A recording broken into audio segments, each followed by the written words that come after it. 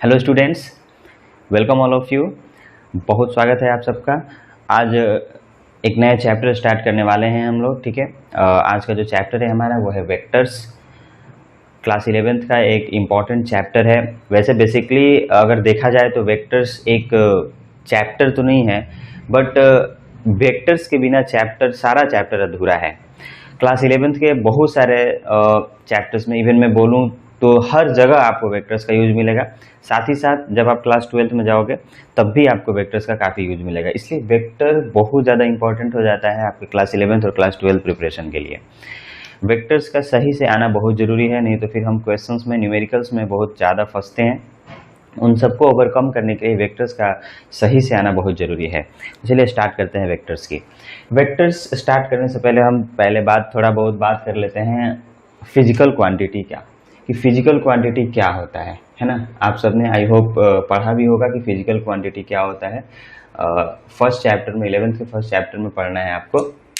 तो मैं थोड़ा सा आपको फिजिकल क्वांटिटी के बारे में बता देता हूँ। फिजिकल क्वांटिटी ऐसे क्वांटिटी होते हैं जिनको हम मेजर कर पाएँ। देखिए, क्वांटिटी एक तो मेजरेबल होता है, एक नॉन मेजरेबल होता है, जिसको हम मेजर ही नहीं कर सकते हैं। मेजरेबल का मतलब मास को हम मेजर कर सकते हैं ना, ये 2 kg है, 5 kg है, 10 kg है। डिस्टेंस को भी हम लोग मेजर कर सकते हैं, right. Amount of A substance, किसी भी सबस्टांस के अमाउंट को हम कैलकुलेट कर सकते हैं। But some of the things which we can not measure, like sadness, happiness, कितना sadness, we can not measure this things, है ना। तो फिजिकल क्वांटिटी ऐसे क्वांटिटी होते हैं जिनको हम क्या कर सकते हैं, मेजर कर सकते हैं। तो these are the quantities which can be measured, okay. These are the quantities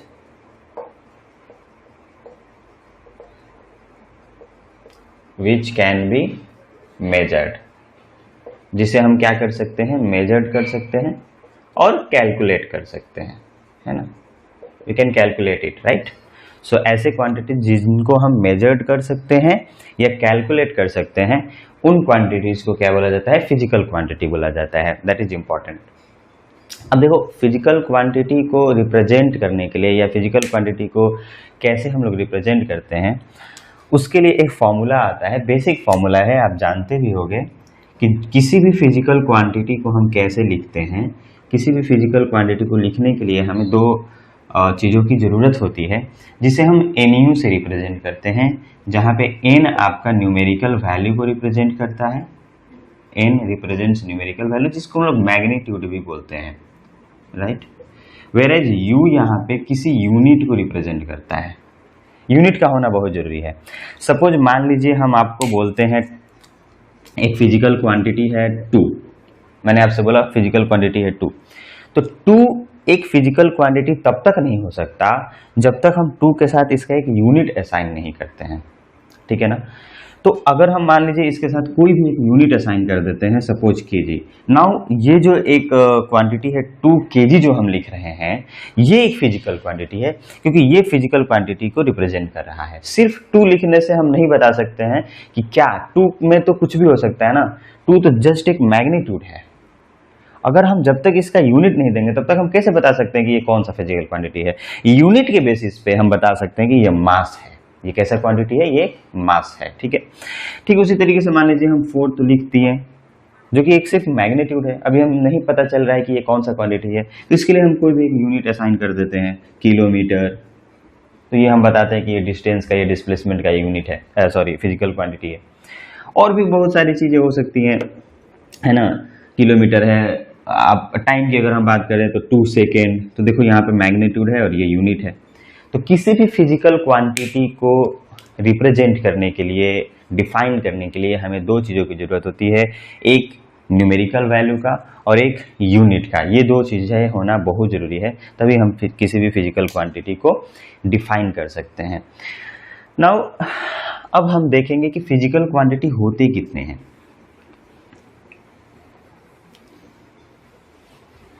कितने तरीके के फिजिकल क्वांटिटी एग्जिस्ट करते हैं। वैसे तो आपको बहुत सारे बुक्स में या कहीं कहीं आपको दिखेगा कि 3 फिजिकल क्वांटिटी होते हैं, ठीक है।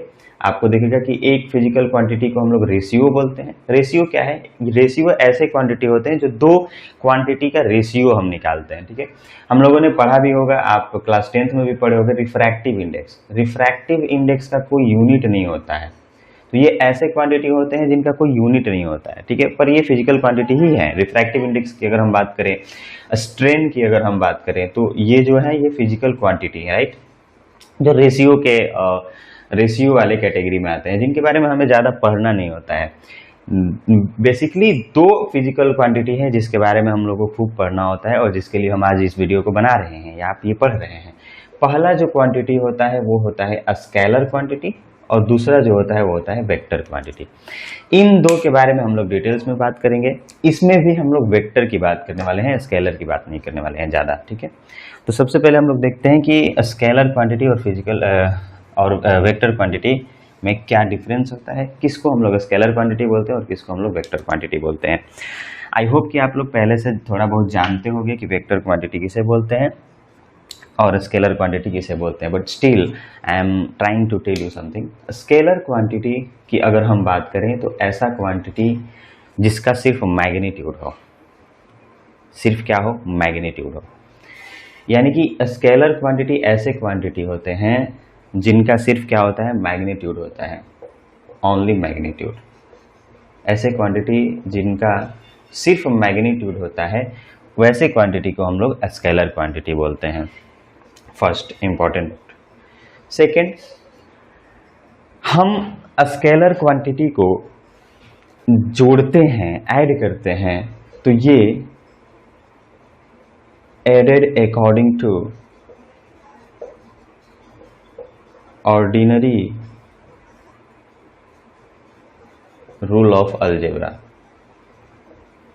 जो अलजेब्रा का रूल है कैसे हम दो क्वांटिटी को ऐड करते हैं, ठीक उसी रूल के अकॉर्डिंग हम स्केलर क्वांटिटी को जोड़ते हैं। अगर हम एग्जाम्पल की बात करें या अगर हम जोड़ने वाले एग्जाम्पल की बात करें, तो जैसे मान लीजिए मास है, ठीक है, तो मान लीजिए किसी का मास 4 kg है, राइट, किसी ऑब्जेक्ट का किसी क्वांटिटी का मास 4 kg है और किसी का 5 kg है और हमें इसे ऐड करना है, तो ये ऑर्डिनरी रूल को फॉलो करेंगे, अलजेब्रा के ऑर्डिनरी रूल को फॉलो करेंगे, जिसको हम लोग अलजेब्रिक एडिशन भी बोलते हैं, राइट, या स्केलर एडिशन भी बोलते हैं। इसको हम लोग स्केलर एडिशन भी बोलते हैं।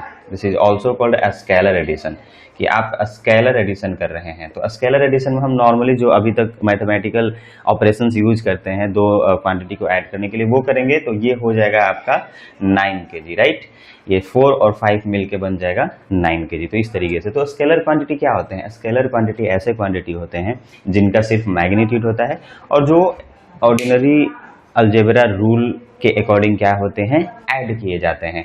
अगर इन एग्जाम्पल की बात करें तो आपको बहुत सारे एग्जाम्पल आपने 9th में पढ़ा होगा, जैसे डिस्टेंस होता है ना, डिस्टेंस क्या है, एक स्केलर क्वांटिटी है क्योंकि इसका कोई डायरेक्शन नहीं होता है, सिर्फ मैग्नीट्यूड होता है। जब हम सिर्फ मैग्नीट्यूड की बात कर रहे हैं तो उसमें यूनिट भी होगा, आप ये ध्यान में रखिएगा, यूनिट विद मैग्नीट्यूड होगा, बिना यूनिट की तो हम बात ही नहीं कर रहे हैं, क्योंकि अब यहाँ पे 2 मीटर होगा ना या 2 किलोमीटर होगा, तो आप बोलोगे तो आप तो सिर्फ मैग्नीट्यूड की बात करें, आप उसमें यूनिट भी होगा, ठीक है। डिस्टेंस की बात करें, मास की बात करें, है ना, टेम्परेचर, ये सारे जो हैं ये कैसे क्वांटिटी हैं, ये सारे जो हैं आपका स्केलर क्वांटिटी। अभी बहुत सारे और भी क्वांटिटीज हैं जो स्केलर है, तो स्केलर में यही है।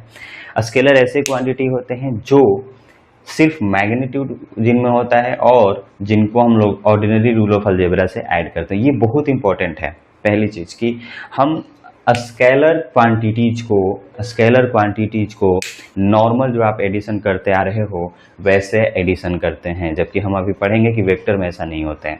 नेक्स्ट बात करते हैं वेक्टर की।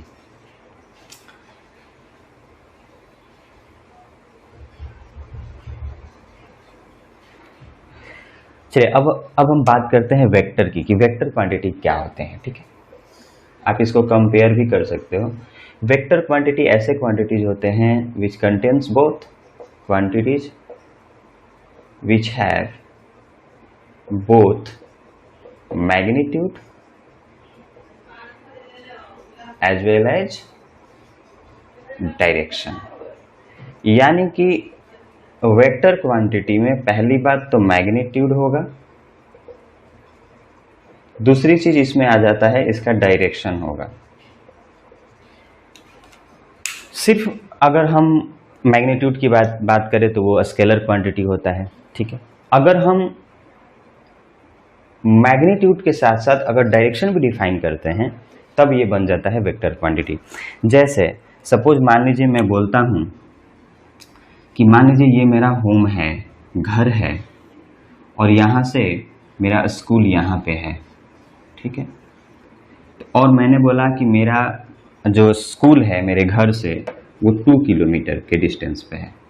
तो जब हम 2 किलोमीटर के डिस्टेंस बोल रहे हैं, सिर्फ डिस्टेंस बोल रहे हैं, तो हमें सिर्फ इतना से मतलब है कि कितना उसका डिस्टेंस है, मैग्नीट्यूड कितना है, तो 2 है, ठीक। यहाँ पे डायरेक्शन से मतलब नहीं है। अब आपसे जब कोई किसी ने एड्रेस पूछा, आपने किसी से एड्रेस पूछा, आपको नहीं पता है कि आपका स्कूल क्या है, आप नए नए जा रहे हो, तो जब आपने बोला तो उन्होंने बोला कि 2 किलोमीटर दूर है आपका स्कूल, तो आप कंफ्यूज हो जाओगे भाई साहब, 2 किलोमीटर कहाँ भाई? क्योंकि आप जब यहाँ पे हो तो यहाँ से 2 किलोमीटर जरूरी नहीं है कि आप स्कूल की तरफ ही जाओ, आप इधर भी जा सकते हो, 2 किलोमीटर इधर भी जा सकते हो, 2 किलोमीटर इधर भी जा सकते हो, 2 किलोमीटर इधर भी, 2 किलोमीटर इधर भी, 2 किलोमीटर इधर भी, आप किसी भी डायरेक्शन में जा सकते हो। तो क्या यहाँ पे मैग्नीट्यूड के साथ साथ डायरेक्शन का भी पता होना जरूरी है कि आपका स्कूल किधर है? इसी वजह से वेक्टर डिफाइन किया गया। वेक्टर आपको एक डायरेक्शन भी बता देता है, मैग्नीट्यूड के साथ साथ डायरेक्शन भी बता देता है कि किस डायरेक्शन में आपको जाना है। जब हम डायरेक्शन को इंक्लूड करते हैं तो that becomes a vector. 2 kilometre बोल दिया, ईस्ट में जाइए। जब उसने 2 किलोमीटर ईस्ट बोला तो आप समझोगे कि हाँ मुझे ईस्ट की तरफ जाना है, तब हम स्कूल में पहुंचेंगे। तो यहाँ जो 2 किलोमीटर ईस्ट हुआ ये डिस्प्लेसमेंट बन जाता है। ये क्या बन जाता है? Displacement 2 kilometre east. अगर हम सिर्फ 2 किलोमीटर की बात करें तो ये एक स्केलर क्वांटिटी है, और अगर हम 2 किलोमीटर ईस्ट की बात करें तो ये एक वेक्टर क्वांटिटी है, क्योंकि इसमें डायरेक्शन भी इंक्लूडेड है। क्या ये बात समझ में आया? ठीक है, डायरेक्शन का होना बहुत जरूरी है। इंपॉर्टेंट बात यहाँ पे और है, और जिसको हम थर्ड पॉइंट देंगे और इस पर स्टार भी डालेंगे। सिर्फ मैग्नीट्यूड और सिर्फ डायरेक्शन के होने से हम नहीं बोल सकते हैं कि कोई क्वांटिटी वेक्टर क्वांटिटी है। ये क्या बोल रहे हो आप?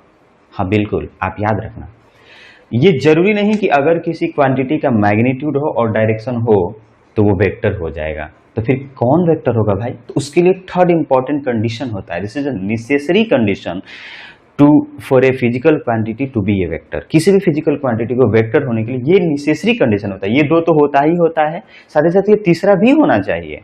तीसरा क्या कंडीशन है कि जो वेक्टर्स होंगे वो फॉलो करने चाहिए, ओबे करने चाहिए, obeys vector law of addition. अब आप बोलोगे वेक्टर लॉ ऑफ एडिशन क्या है? तो वेक्टर लॉ ऑफ एडिशन के बारे में हम लोग पढ़ेंगे, एक सेपरेट वीडियो में पूरा पढ़ेंगे कि वेक्टर लॉ ऑफ एडिशन क्या है। बट इंपॉर्टेंट पॉइंट क्या है, किसी भी क्वांटिटी को वेक्टर क्वांटिटी होने के लिए 3 कंडीशन सेटिस्फाई होना चाहिए। पहला मैग्नीट्यूड, साथ ही साथ उसका डायरेक्शन भी होना चाहिए, और साथ ही साथ वो वेक्टर लॉ ऑफ एडिशन को भी फॉलो करना चाहिए। This is the necessary condition. ये बहुत जरूरी है, ये नेसेसरी कंडीशन है किसी भी क्वांटिटी को वेक्टर होने के लिए। अगर ये कंडीशन सेटिस्फाई नहीं हो रहा है, थर्ड कंडीशन सेटिस्फाई नहीं हो रहा है, तो इसका मतलब है कि वो वेक्टर क्वांटिटी नहीं है, हम उसको वेक्टर क्वांटिटी नहीं बोल सकते हैं। ठीक है, अभी हम एग्जांपल भी बात करेंगे इसके बारे में कि कैसे हम लोग बता सकते हैं। पहली बात ये कि थोड़ा सा हम आपको फील कराना चाह रहे हैं कि वेक्टर एडिशन और स्केलर एडिशन में फ़र्क क्या है। आइए, अगर मान लीजिए हमने आपसे बोला, मान लीजिए यहाँ पे प्राणी था, इधर गया 2 मीटर और फिर वापस आ गया, यानी कि ए से बी पे गया और फिर सी पे आ गया, और ये वाला डिस्टेंस 3 मीटर है। ठीक है, तो अब हम आपसे पूछते हैं कि बताइए कि उसने कितना डिस्टेंस ट्रैवल किया। तो आप बोलोगे कि देखिए डिस्टेंस जो इसने ट्रैवल किया, डिस्टेंस वो ए से बी में 2 मीटर गया और फिर बी से सी आया। तो जब वो बी से सी आया तो 2 और 3 टोटल 5 मीटर का डिस्टेंस ट्रैवल किया, और आप बोलोगे कि 7 मीटर। ये स्केलर हुआ एडिशन। अगर हम आपसे बोले कि बताइए डिस्प्लेसमेंट कितना कवर किया, तो जैसे ही आप डिस्प्लेसमेंट निकालोगे तो आपको पता है कि displacement final position minus initial position होता है। ठीक है, डिस्प्लेसमेंट क्या होता है? Shortest distance between initial and final position, right. तो अगर हम डिस्प्लेसमेंट की बात करें तो डिस्प्लेसमेंट यहाँ से लेकर के यहाँ होगा, और अगर आप ध्यान से देखोगे तो ये -3 मीटर का डिस्प्लेसमेंट। अगर मैग्नीट्यूड की बात करें तो 3 मीटर है, लेकिन क्योंकि ये डिस्प्लेसमेंट एक वेक्टर क्वांटिटी है तो -3 हम मीटर लिखेंगे, क्योंकि यहाँ पे अगर ये 0 पे है तो इधर है, यानी कि इसका पोजीशन यहाँ पे है, तो -3 मीटर हमने डिस्प्लेसमेंट बोला। तो आप देख रहे हो कि एक ही चीज़ को जब हम डिस्टेंस जोड़ रहे हैं तो 7 आ रहा है, और यहाँ जोड़ रहे हैं तो -3 आ रहा है, यानी कि 3 आ रहा है। इसका मतलब है कि इसमें हम क्या कर रहे हैं, वेक्टर के वजह से ये चेंज हो जा रहा है। यानी कि एक तो बात क्लियर हो गया कि इसको हम सिंपल अलजेब्रा का जो रूल है एडिशन का वो फॉलो नहीं कर रहे हैं। जैसे कि मान लो कोई इंसान इधर 2 मीटर जाता है, फिर आगे 3 किलोमीटर जाता है, तो हम आपसे बोलेंगे कि कितना उसने टोटल गया, तो आप बोलोगे 2 + 3 यानी कि 5 किलोमीटर गया। भाई साहब बिल्कुल सही जवाब है। अगर हम वेक्टर के फॉर्म में वेक्टर वाले में ऐड करें कि भाई साहब इधर 2 वेक्टर इधर 3, तो बोलोगे कि हाँ 5 वेक्टर, बिल्कुल सही है। ठीक उसी तरीके से अगर मान लीजिए हमने बोला कि इधर 2 गया और इधर मान लीजिए 3 गया, 3 मीटर गया, देन आप बोलोगे कि यहाँ पे जो 2 वेक्टर और +3 वेक्टर है वो 5 वेक्टर के बराबर नहीं है, वो ये इनिशियल और शॉर्टेस्ट पोजीशन के बीच का डिस्टेंस होता है। और यहाँ पर हम पाइथागोरस थ्योरम लगाएंगे, और यहाँ पे आएगा 2 का स्क्वायर प्लस 3 का स्क्वायर का अंडर रूट, है ना। पाइथागोरस थ्योरम की हेल्प से ये वाला हम वैल्यू निकाल सकते हैं। तो ये कितना हो जाएगा 4 + 9 यानी कि √13। तो आप देखोगे कि जब हम दो क्वांटिटी को ऐड कर रहे हैं तो कभी 5 आ रहा है, कभी √13 आ रहा है। इसका मतलब है कि वेक्टर एडिशन में डिपेंड करता है कि दो वेक्टर्स के बीच में एंगल कितना है। यानी कि इसका मतलब ये हुआ कि स्केलर एडिशन और वेक्टर एडिशन एक चीज़ तो नहीं है। तो वही चीज़ है कि जो भी क्वांटिटी वेक्टर होगा तो वो 3 रूल को फॉलो करेगा। पहला कि उसका मैग्नीट्यूड होगा, दूसरा उसका डायरेक्शन होगा, तीसरा इंपॉर्टेंट पॉइंट कि वो वेक्टर लॉ ऑफ एडिशन को फॉलो करेगा। अगर वो वेक्टर लॉ ऑफ एडिशन को फॉलो नहीं करता है तो वो वेक्टर नहीं हो सकता है, राइट। अगर हम वेक्टर का एग्जाम्पल की बात करें तो बहुत सारे एग्जाम्पल हो सकता है ना, डिस्प्लेसमेंट, फोर्स, है ना, वेलोसिटी, ये सारे जो हैं वेक्टर क्वांटिटी के क्या है, एग्जाम्पल है। ओके, एक नोट करने वाली इम्पोर्टेंट बात है, क्या है कि जो वेक्टर्स क्वांटिटी होते हैं उनका डायरेक्शन होता है। पहले बात तो ये एकदम से क्लियर होना चाहिए कि जितने भी वेक्टर क्वांटिटीज हैं, all vector quantities have direction.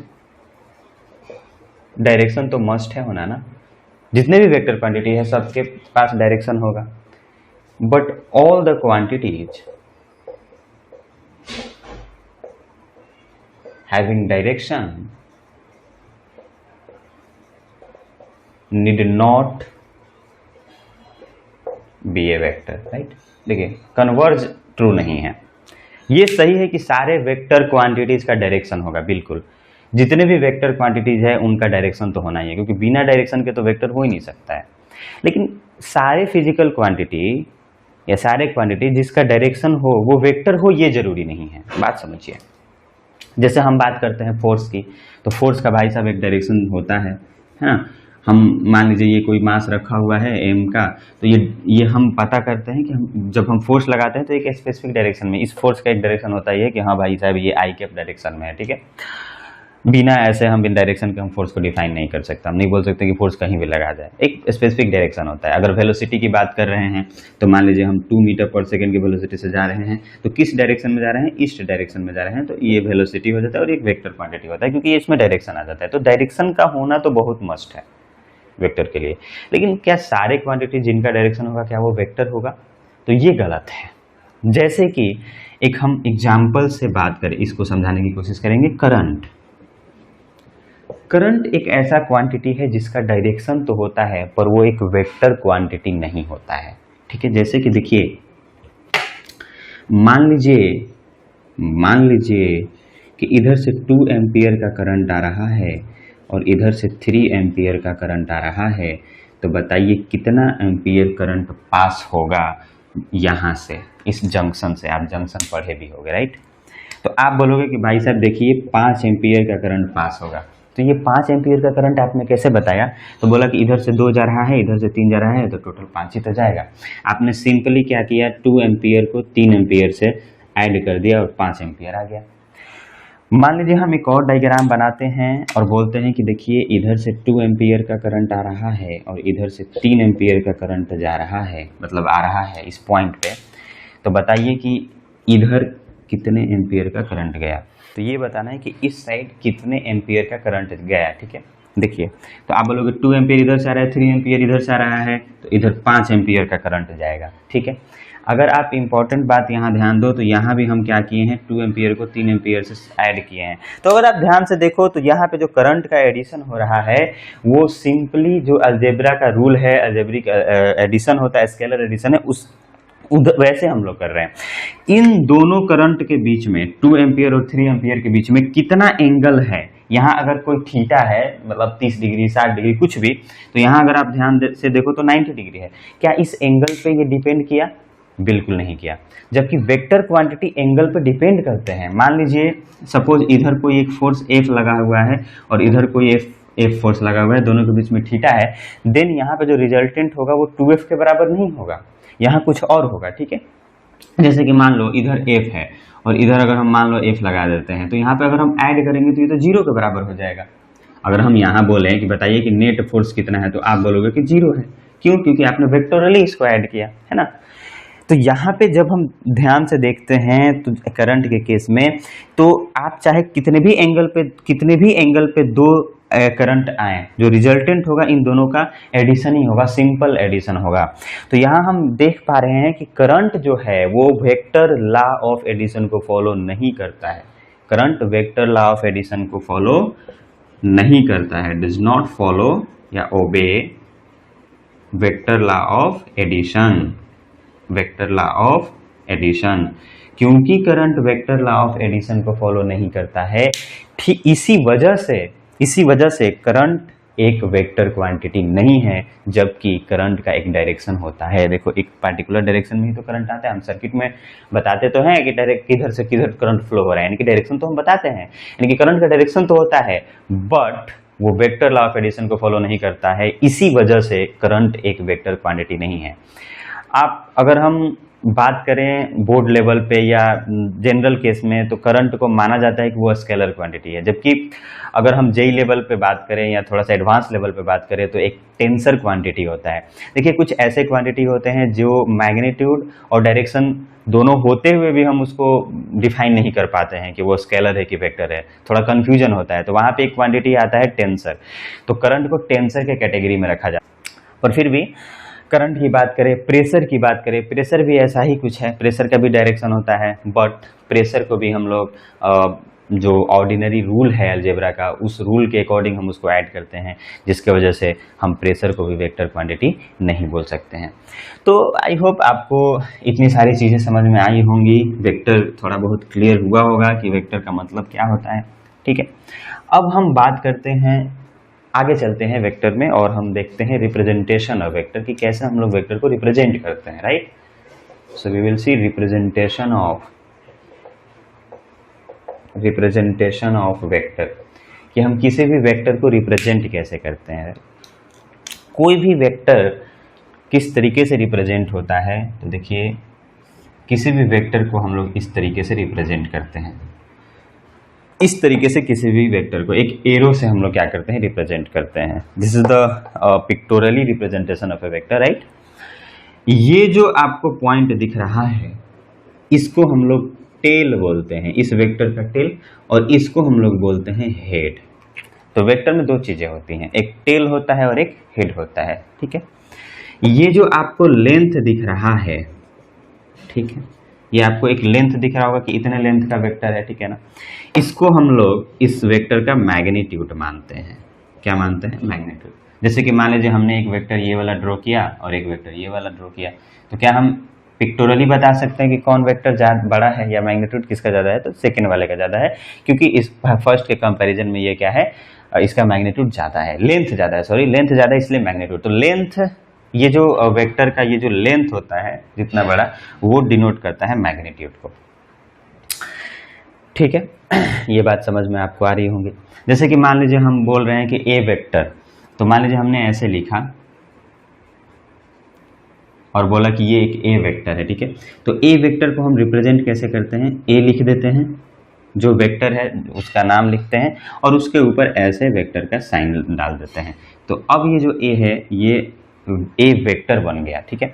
जब ये ए के ऊपर कुछ नहीं था, इस ए के ऊपर कुछ नहीं था, तो ये वेक्टर नहीं था, ये सिर्फ ए है। लेकिन जब हम इस ए के ऊपर इस तरीके का साइन देते हैं तो ये एक वेक्टर को रिप्रेजेंट करता है। तो किसी भी वेक्टर को रिप्रेजेंट करने के लिए हम उसके ऊपर एक वेक्टर का साइन देते हैं, जो कि वेक्टर का साइन ये है, ये इसका टेल होता है और ये क्या होता है, इसका हेड होता है। दिस इज द बेसिक और pictorially representation of a vector. Now we will see कि हम लोग किसी वेक्टर के मैग्नीट्यूड को कैसे डिनोट करते हैं, ठीक है। ये भी बहुत इंपॉर्टेंट है। अगर हम मैग्नीट्यूड की बात करें कि वेक्टर का मैग्नीट्यूड को हम कैसे रिप्रेजेंट करते हैं, तो सबसे पहली बात कि ये है हमारा वेक्टर ए। सपोज ए को ये एक वेक्टर है तो हम ए लिखेंगे और उसके ऊपर एक वेक्टर का साइन दे देंगे। This represents A vector, this represents A vector, right. अब इस वेक्टर का अगर हमें मैग्नीट्यूड लिखना है, अब ये थोड़ी ना बोलेंगे कि ई जितना बड़ा होगा उतना ही मैग्नीट्यूड होगा, ऐसा कुछ नहीं है। अगर हम मान लो बी लिखा हुआ है उसके ऊपर भी सेम है, तो इसका ये थोड़ी है कि ए और बी दोनों का मैग्नीट्यूड सेम है, ठीक है।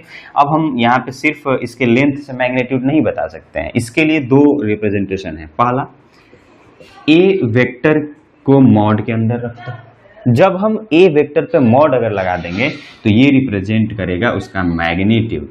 ये क्या रिप्रेजेंट करेगा, magnitude of a vector. A vector का ये मैग्नीट्यूड रिप्रेजेंट करेगा। मैक्सिमम या कि ऑथेंटिक जो रिप्रेजेंटेशन होता है मैग्नीट्यूड ऑफ एनी वेक्टर वो ये है।